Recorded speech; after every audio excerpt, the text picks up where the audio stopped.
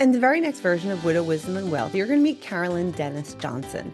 Carolyn was a sole parent after a divorce when she was young and her children were still preschool age. And her ex-husband didn't quite play a role in the family's upbringing or financial support. So she had to figure out how to do it on her own with the support of her family and the support of her community and her church. And she shares with us in such a graceful, beautiful way the stepping stones that she took to educate herself and to find opportunities. She's now an entrepreneur, not afraid to start her own business at 65 and plus. Um, she shares with us some tips about making sure you don't say no to a job, making sure that you keep an open mind, that sometimes it's okay not to have that career. It's okay just to find that temp work and to make sure that you're using your network well and always being open to opportunity and change. I think this podcast recording is so insightful and so helpful for those of us that are just feeling like we're going through the motions and not quite sure where that's going to go for our career as we navigate sole parenthood. I hope you enjoy this listen. There's ways to connect with Carolyn at the end. Thank you so much for being listeners of Widow Wisdom and Wealth. Let's go. I'm very happy to introduce you all to Carolyn Dennis Johnson. Now, if we had to title this podcast, I started laughing. Carolyn suggested, let's see, dental hygienist turned stay-at-home mom, turned office worker, turned back to dental hygienist, turned to single parent, turned to customer service rep, turned to case installation analyst, turned to trainer, turned to recruiter, turned to empty nester, turned to pilgrim, turned to entrepreneur. And I was like, I love it. Too many words. So I just want to dig right in so that you can tell us this story of where you came from, because many of our listeners are probably in widowhood. They are sole parents. But what we've learned over the years is a lot of our divorcees almost live that same life. There's not someone on the other side taking kids for weekends and helping them to support with child support or making decisions. And we have to lean on our community and our family and our friends. Your Sure. story, we've shared it, we've talked before, I think will really resonate with the listeners, then align. And then we're going to pick your brain a little bit for how to help our listeners that are trying to either recreate their career or really help get the support they need around them with your professional advice. So, kind of your story, your wisdoms, and then a little bit your professional advice. Is that all right? It's good. All Sounds good. right. I'm going to give you the floor. Tell us your story, my love. Okay. Well, I started my professional life as a dental hygienist, and I worked in private practice for a couple of years, and I took that uh, profession with me to southeastern Kentucky and work in a church-affiliated mission for 3 years. And for those 3 years and for the year prior, I hadn't dated at all. And I left from Reading, Pennsylvania, and came back to Easton, Pennsylvania, because my parents had moved from the Reading area to the Easton area about the same time that I went to Kentucky. So I was starting all over again in a new community with people I didn't know. I was 25 at that point. And, the biological clock kind of starts ticking.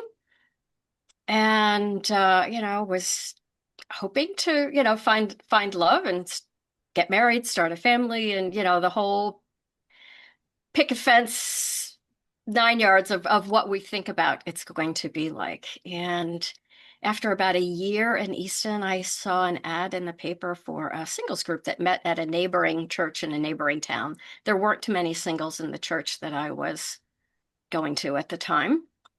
And so I went to that group and I ended up meeting the man who would become my husband that first night. And I think, my mom had said to me at one point that they were concerned, she and my dad were concerned that the first man that showed me attention um would likely swoop me up because it had been so long. And that's pretty much exactly what happened, even though I saw red flags from the very beginning that he had some psychiatric issues.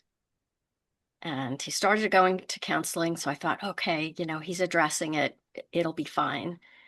And even though I had some mixed feelings, I didn't have the support or the strength to break it off because I would thought I would lose my community because he came out of that singles community that I met, and that was the only really source of friends I had at that point. I Sure. was working in a dental office. I really didn't connect, with the other women in the office there. They were different ages and stages of life. So I went ahead and I got married, and I mean, from the get-go, it was an emotional roller coaster. He felt like changing jobs would be the solution. So we moved from an area close to my parents to Long Island, New York. And then that didn't work out so well. We ended up moving again to suburban Philadelphia. And by that point, I was pregnant with our first son. We had been together about 3 years at that point. And shortly after my son was born, he got let go from his job. Were you still working at the time? I was not, because I was pregnant when we moved to suburban Philadelphia, so I didn't even look. Sure. I thought, the big belly, who's going to hire me at this point? I could have gone back to being a dental hygienist at that point because I was, licensed in Pennsylvania, so I could have resumed dental hygiene practice, but I didn't even look because we moved there in, I think it was May, something like that, and I was due in early November. Sure. So, yeah, 3 weeks after my son was born, he lost his job. So we ended up um, in Southern California, in Ontario, California, Following another job. following another job. Okay. Loved the weather. Loved the Awesome. weather. I could go back there for the weather. And we found a community, in our church there. And so, along the way, that's where I typically found community. But, every time you move, you have to start over, and it takes a while to build those connections. I was also very blessed while we were in California to have a cousin and his wife who lived about 45 minutes from where we were living. But there were times when it was very isolating, dealing with his emotional ups and downs. It was like living on an emotional roller coaster. And eventually, after about a year and a half at that job, he ended up taking a psychiatric disability leave. Okay. And then how old was your son then? About a year and a half? Yeah, yeah, Okay. about that. And so I went back to work at that point, and while we were living back in Long Island, I had learned about doing spreadsheets and keeping records on spreadsheets and so forth because I had taken a job doing that at one point. And so I found a job through a temp agency with a car dealership, and I was doing spreadsheets and so forth for them. And I worked for them right up until a couple of weeks before my second son was born. I had gotten pregnant, and we were expecting our second son. And um, then that job ended. They decided to get rid of the temps that they had and just hire full-time people. And plus I was due to give birth. So I did do a little something for 2 weeks to kind of fill in. And then my son arrived on the 4th of July, about 10 days ahead of schedule. So I Oh, caught us a little off guard. But out in California, they had a state disability program. So he was collecting disability benefits. And that plus what I was able to make doing this office work allowed us to make ends meet. And we ended up staying in California another year after he left his job in 1988 on a disability leave. So my younger son was born, and we were there for another couple of months. But um, somewhere around that time, my husband said, I think when I look for work again, I'd like to be back on the East Coast. I like being on the East Coast. He was from Michigan originally, and he had come to Pennsylvania because of a job that he took here in Pennsylvania. So it made sense for us to move back close to my parents so that we could have that family support rather than where his parents had retired and moved to Florida, and just Pennsylvania seemed like a better location.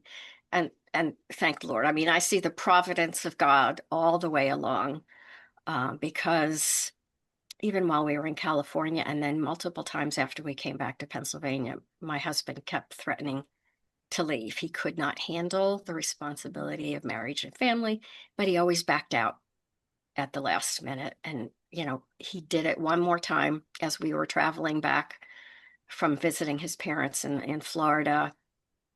And I finally put my foot down. And after we got back, about a week later, he said again, and I said, yeah, and this time you will leave. I can't do this. Mhm.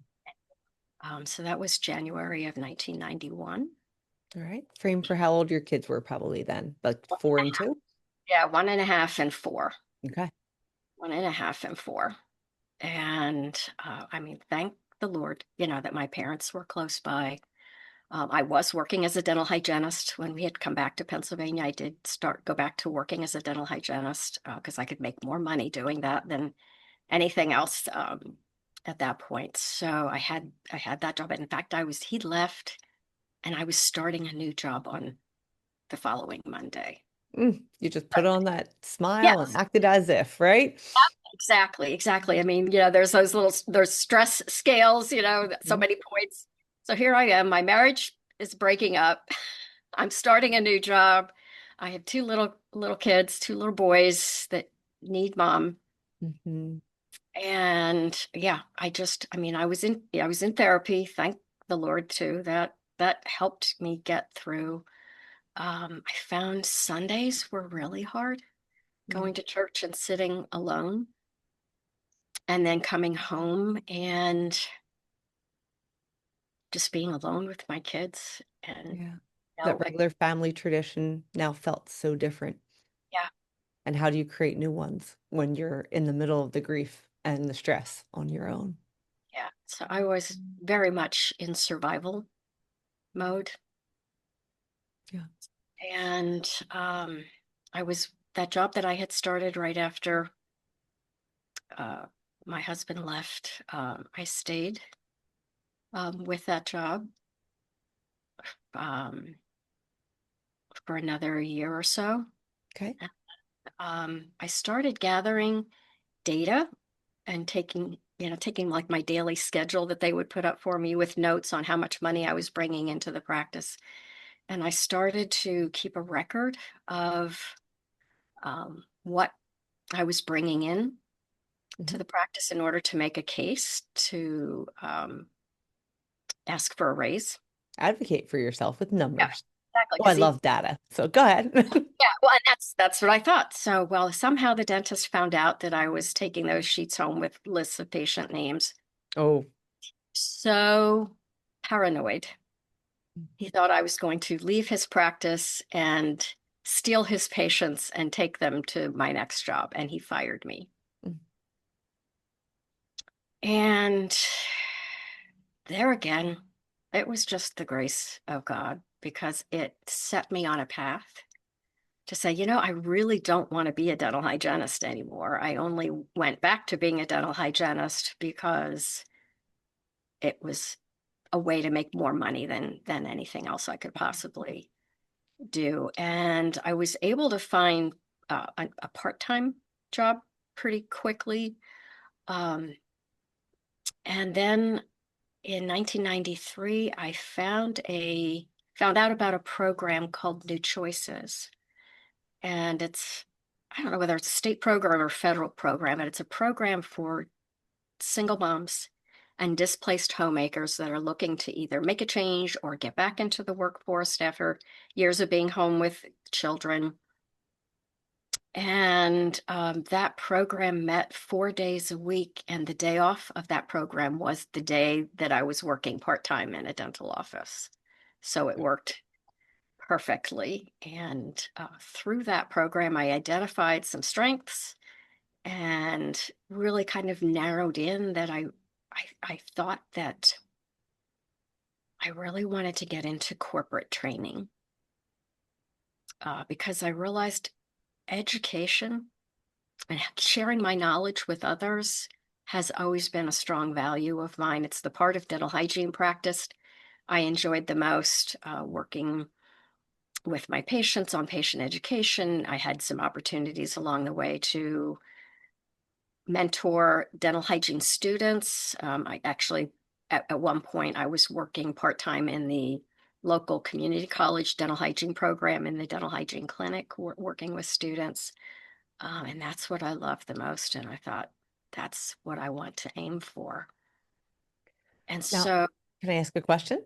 yeah, sure, anytime. During this time when you're working part-time, looking for a new job, getting this guidance, right? And you're raising your boys, leaning into your community, your parents to help you raise them. How about finances? Were you getting any support from your ex-husband? Nothing. And you were just doing it on your own. Were there any type of seeking that support, working through the system? I did work through the system. The problem was is he wasn't working. So he had no income. He had no income. When he left, he had gone to live back to Florida actually, and was Where his living parents were. with parents. I mean, at one point they came after me trying to get me to provide medical insurance for him. And I was like, no, I'm not getting any child support. You're living out of state. I'm not getting any help with childcare from you. I'm not getting any money from you. There's no way. I'm also going to, provide for your medical insurance. I was working part-time and collecting unemployment benefits. Okay. That's how you're bridging everything. That's how I was bridging everything. And when we first moved back, my parents were helping us out and they were paying our rent. But once my ex-husband left, I really told my parents, I said, I want to pay my own way. Yeah. And I started paying my rent, and I was able to make it work. Every once in a while, I would, people would give me money, or I was cleaning out a bookshelf once and found an envelope with a $20 bill in it. Woohoo! I don't know where, but every little bit helps. It just seemed like when things got really dire, something always came through Yeah. I love somehow. that you say that because on a previous podcast, my husband and I were talking about like, what if something happened to me? How would he go back to work? What would he do? And you've touched on so many of the same points that he was like, well, sometimes you just take a job because you have to. Might not be that dream job, might not be your calling, but you have to make ends meet. But there's always a way to make money. So he wasn't worried about it. And I can see that same grace in you of, I was just Oh, going to keep going and working hard, and something was going to come. That $20 bill might come, or this opportunity to learn a new career might come. So take us through that. How do you go ahead and really find that inner, I'll call it grit, to say, all right, I'm a young mom. I'm going to kind of flip my career on its head. Here I go. What was the next steps after that?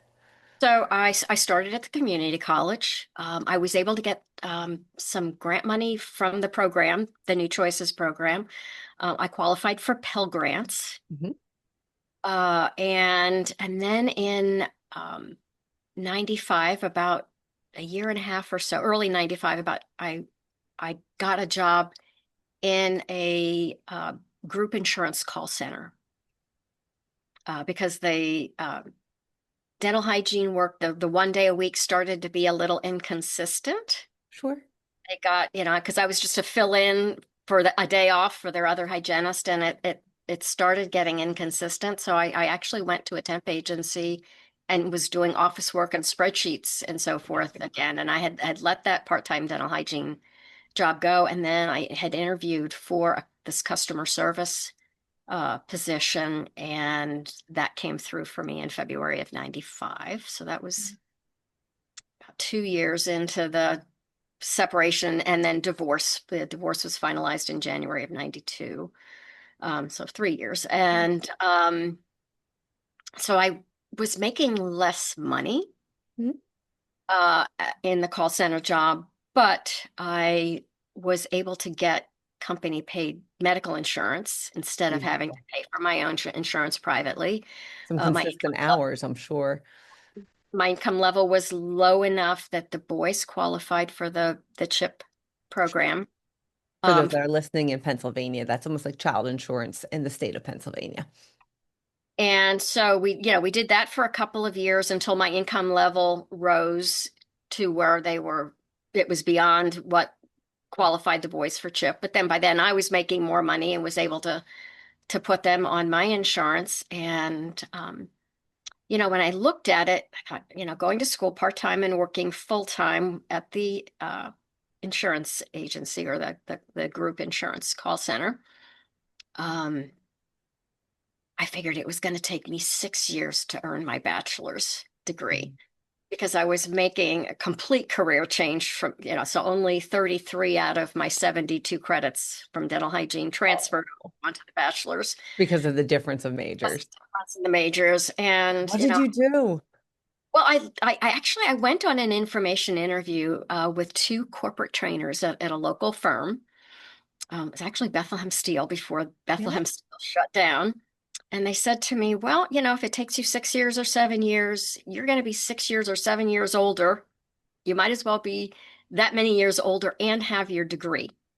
Okay. And so I thought, you know what? That makes sense Mhm.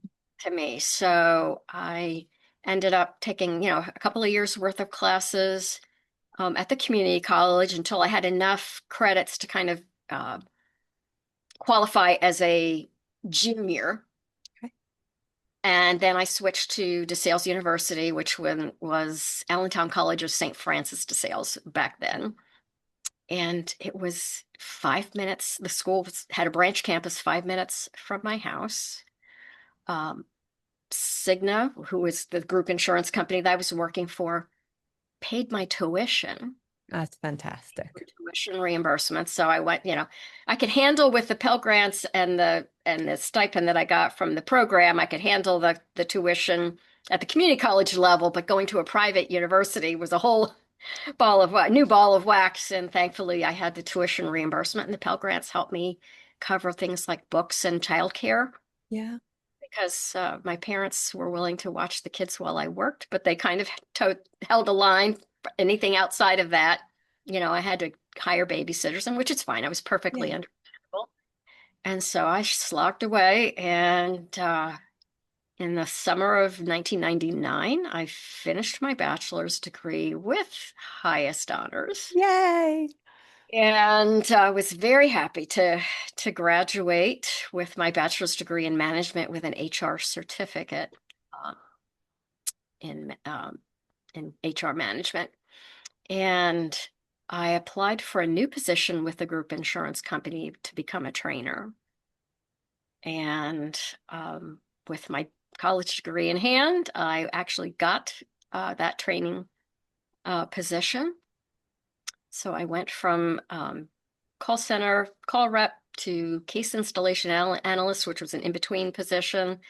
And then lastly, I became a trainer for Cigna Group Insurance. And I did that for 2 years. But in the process, toward the end of those 2 years, Cigna started going through reorganization, downsizing, and all of that. And the third round of downsizing, my position was eliminated. So there I was again. Starting again. Big girl panties on. Here you go. So, Again, and it was a nice break, and I was only out of work for 2.5 months. okay. And I had enough severance that actually I got a job with um, a temp agency doing recruiting work for Vibron Medical, which is a medical device manufacturing company here in the Lehigh Valley. It's a German company, but they are here. And I got in the door through networking. So, two things I tell people when I'm advising people looking for work, and I will tell that to any of your audience. Number one, don't overlook the opportunities that might be available by taking a temp assignment, Nice. because it could turn into a full-time regular job, which is what happened in my case. If nothing else, it's one more skill set you can learn, something new that you can add to your resume, new experience to add. Um, and so don't discount a temp job and network, because I Love that. networked my way to the temp agency, and they sent me over, as one of three candidates for this contract recruiter role. And I was the one that was selected. Love it. So this sounds like such a busy time. You had to be so directed on going to school, doing your homework, raising your boys, going to work. Mm. Rinse, repeat, do it again. Now, how did you feel yourself in the community? How did you feel yourself as a woman? Because it sounds like every minute was filled. It was Mhm. a long time there. I still stayed close to my friends through, and they were primarily through my church. Okay. I did things there, and there was some singles group that I was a part of, and some of them provided childcare. So it Fun. was great. Yeah, you could drop the kids off and go do some speed dating. Exactly. Do some adult, things and the Yeah. kids taken care of. And so, I mean, life was full. It was a little bit crazy. Yeah, I mean, Um, sole parenting can be mhm. overwhelming and it can be isolating at the same time. I always remember not, I used to say, I don't look up to breathe. Like I come out of the water and you're just swimming, like you're not remembering that you're breathing. So I was hearing your story, being like, ooh, what did Carolyn do for Carolyn during those points in times? Or did it take a while? Yeah, and I did date off and on Okay. the years, and some relationships more significant than others. So that provided some diversion and some Yeah. adult time. Some And interaction. yes, and of course, along the way, as the boys got older, they got involved with instrumental music Mm, schools. So on the elementary level, it was just the band concerts. But once they got into the middle school and high school levels, then there was concerts and parades and yeah. field shows and And in high that's school the community. football games. So in addition to my friends from church, I had a whole new community of friends of fellow band parents. Parents. Yeah. Yeah. Yeah. So that was another part of the adult Yeah. community as well. So some of our listeners, it sounds like you have a lot of self-confidence. You have a lot of belief in who Carolyn is and what Carolyn is capable of. You're capable of learning. You're capable of knowing to move to the next step. You're capable of always wanting more and more. Some people don't have that inner strength.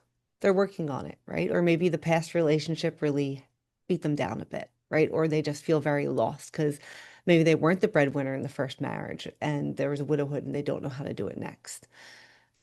Any wisdom to share with them of how you keep yourself going and going for that career, just not that job?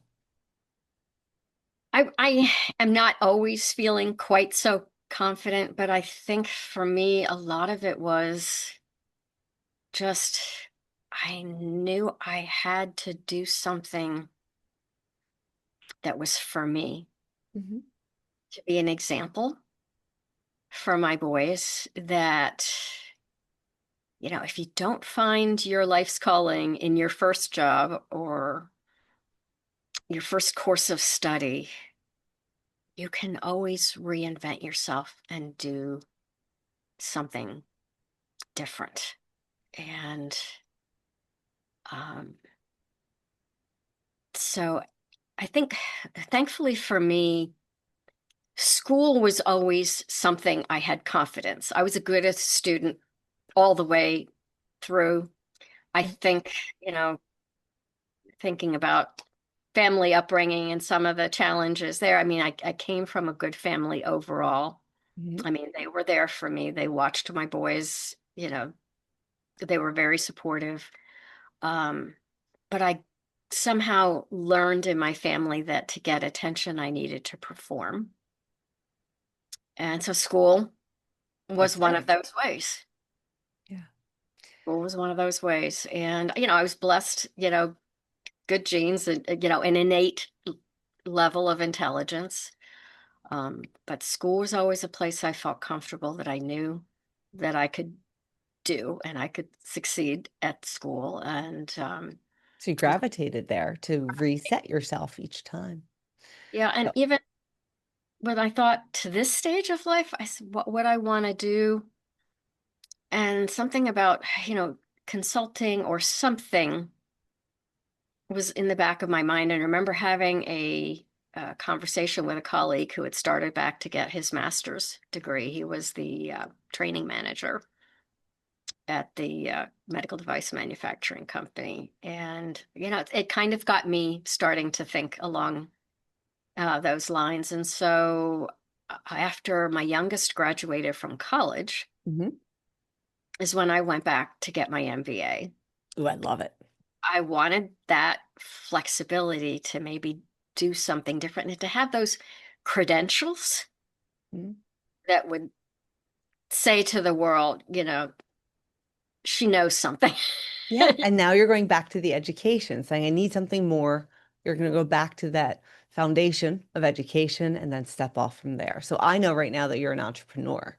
Can Mhm. you talk to some of the listeners about the benefits of being an entrepreneur versus finding a job, again, back in corporate? Because some people love it. Some people, it makes them so nervous. Some people like a little bit of both. Can you talk to our listeners about that? Because you hire your HR, you know this. Um, I will tell you that by the time I left corporate, I was so burned out Mm, that there is no way on God's green earth I wanted to go back to corporate or go back to anything full time, even. I mhm. wanted control of my schedule on how I do my work, what I do, that kind of thing. And, And that could there's, be advantageous for many of our sole parents to yeah. have a schedule that you can control. Like Mhm. so many years I lived away from my family, and I am so blessed and lucky that when my husband passed, I was back home outside of Philadelphia where I hadn't been for over 9 years. I can't even imagine not having that layer of support, Yeah, love, someone to drink a wine later at night, a coffee in the morning when you were up all night. Like, thank God. absolutely. So, And yeah, that's why I felt like it was a God thing when my husband came to me and said, I think we should move back to Pennsylvania. you're skipping over. You're like, sure, I'll book the plane flights. Let's go. Yeah, yeah. And it was like, yes, Yeah. Yeah. really, the way things ended up Yeah. turning out. I mean, my kids, when we came back to Pennsylvania, Colin was a couple of months old. Sean was 2.5. You're a And, baby. it was a year and a half later that he ended up leaving. Yeah. I was 2 miles from my parents' house.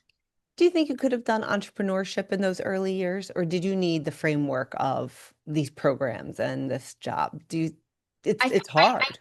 yeah, I mean, I felt like I needed the framework and I needed the benefits Benefits are huge. and so forth. And, when I left corporate, it was the end of the month in which I turned 65. Do you hear that, listeners? 65. She's decided I'm going to have this entrepreneurial spirit fulfilled. I have my MBA now. I raised my boys. Now's my time. Agreed? Agreed. And so I had, the Medicare takes care of the insurance. It's freedom of it. So, that was November of 2021. So do the math. I'm now 68. I'll be 69 in November. You were just so forthcoming. I was like, I'm not going to make anyone do that math quick. I'm not saying it out loud. Yeah. So, ladies, don't think you're too old. Never. So I can do it now. You can do it. And many of you may be a lot younger than I am now, but I think having that benefits piece taken care of for Mhm. me made it easier to think about not going back Sure. to I did do some contract recruiting gigs, in the year following leaving my full-time job. So 2022 and early 23, I did do some um, contract recruiting, but that was again, I could set my own hours. It was part-time, it was flexible. I was still kind of scraping by, but I had at least had the insurance Yeah. uh, taken care of. And then when I reached my full Social Security retirement age, I thought about waiting until I was 70 in order to maximize my benefit. But in talking to a financial planner that I was working with at the time, he said, I'd rather see you take the money from the government than pull more money out of your retirement fund Mhm. um, than you need to or would want to. Yeah. And those are always decisions that we take a look at. What do we have in I each?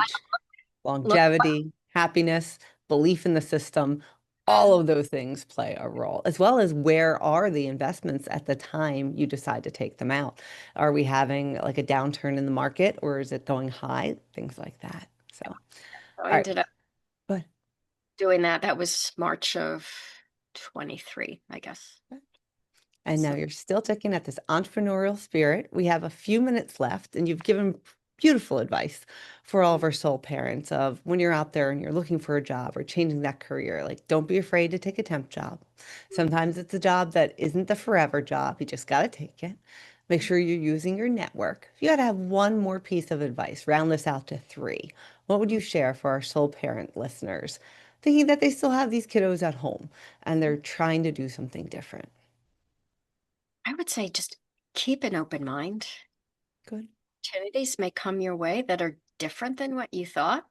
I mean, even when I was approached by this recruiting job, I thought, recruiting was not something I had ever thought about doing, but I thought, well, that's interesting. And, it's something I can add to my skill set, Yeah. Add that resume, that CV.